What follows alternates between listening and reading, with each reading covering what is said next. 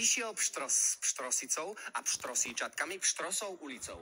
Všetky húsky sa poprekoprcovali po priekope. Pes spí, psi spia, pes spí, psi spia. Čo sa ti stalo, Sveďko?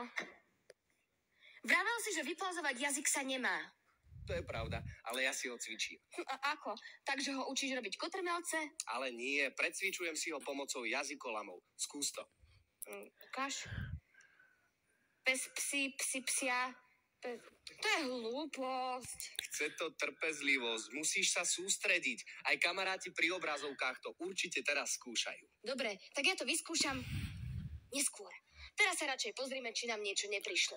Máme tu správu od Moniky.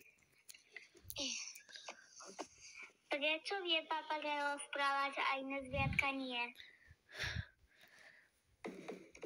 Papagaje vedia naozaj rozprávať? A to si nevedela. Tak myslela som, že hovoriace zvieratka sú len v rozprávkach. Papagáje dokážu napodobniť ľudský hlas.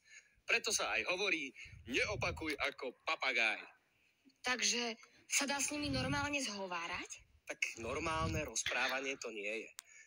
Ale tie šikovnejšie sa dokážu naučiť aj celé vety.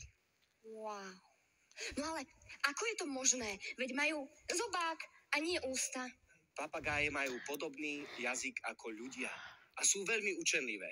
Najbystrejším je papagaj Simi. Hovorí sa mu aj Žako. Ako? Žako. Papagajov je veľa druhov. Napríklad Ara, Korela, Andulka alebo Kakadu.